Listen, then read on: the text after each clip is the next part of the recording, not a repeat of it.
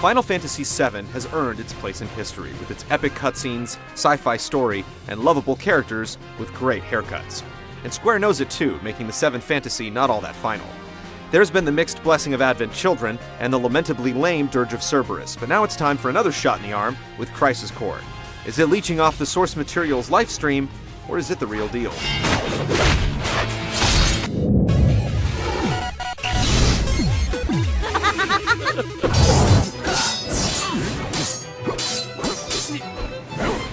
Prequels are funny things, casting sly winks onto the future, and Crisis Core is no exception. Taking place years before the events in Final Fantasy VII, you'll get to spend a lot of quality time with fan favorites like Cloud, Sephiroth, and the beautiful Aerith as Zack Fair, soldier second class in the Shinra Electric Power Company. Expect even more cameos from a young Yuffie, as well as meeting some new pals like Soldier First Class Angeal and Genesis. The latter quickly goes rogue and causes all sorts of problems for Shinra that you'll have to help clean up.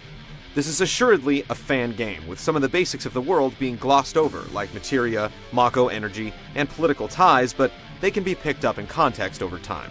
Scenario plotting and pace are up to snuff, and even the near story-free missions get some text for added flavor. There's the occasional groan-worthy spoken dialogue, which one can hope sounded better in its original language. What is it you're after? World domination. That's not even funny, man.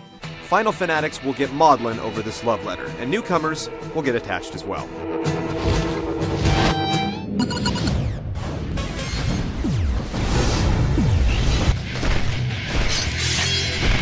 You'll find giant swords, summons, and Sephiroth, but this isn't Final Fantasy VII. The game lays out a chapter system with no overworld map, just a hub of sorts at Shinra HQ. In Zack's quest to make Soldier First Class, he'll take on assignments that reveal more and more of the cynical, can we say crisis, that's erupting all around him and his friends.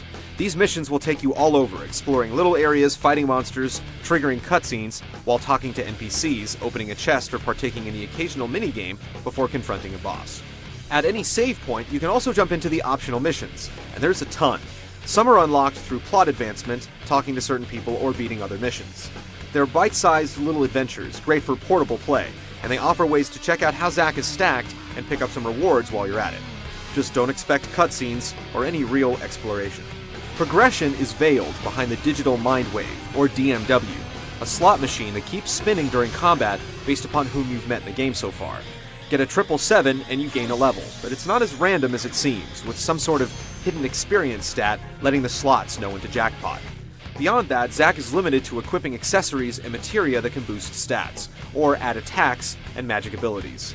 Later on, when you have a grip of materia, you can explore fusing it for stronger, deadlier combinations. Despite seeming limited at first, the wealth of materia and fusions available let you tweak all his abilities aside from his sword, which never changes. Once you settle in on Zack's episodic flow, Crisis Core starts to deliver. Each chapter has its moments, and there are enough surprises to keep things fresh. And if you don't feel like sinking a couple of hours into the next installment, you can still quest on with the bite-sized missions and earn some new items as well. Even with the main game's linear progression, there's still a fair amount of optional content without even dipping into the missions, although some of that content unlocks missions. Skip through the minigames if you want, don't talk to everyone on the streets, it's fine, you can still keep up with the story. You'll get a solid amount of playtime from Crisis Core, even if you opt to avoid a lot of the extras.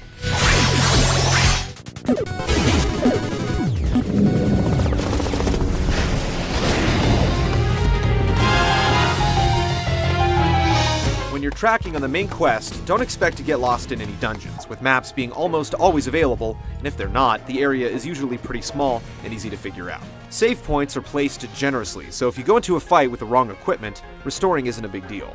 Combat is real-time, with slashing, dodging, and blocking, topped off with your equipped materia moves and magic.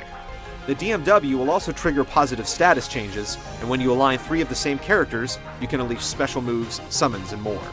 While it can be very random, if Zack's in-game emotions are heightened, you'll get luckier with the spins.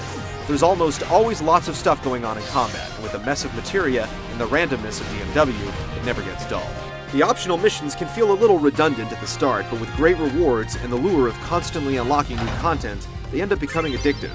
The environments and monsters keep changing and can be quite challenging at points. Plus, once in a while, there's a little extra surprise packed in. Crisis Core does a good job of playing chameleon. You can run through the game for the plot like an action game, or delve into the hundreds of side missions. You choose how you want to play it, even if it never commits too much to any mechanic.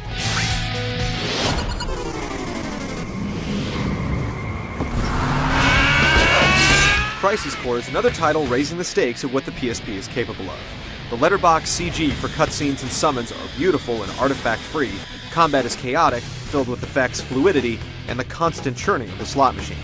The locations feel sparse and flat, especially in the beeline missions, but at least the story segments are consistent, showing a fairly desolate city with little hustle, bustle, or clutter.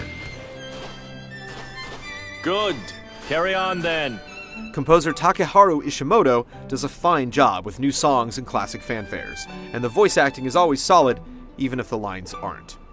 My name is Zach. Are you Zach? The puppy?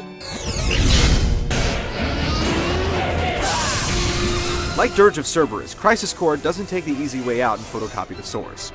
Unlike Dirge, it's actually an appealing game.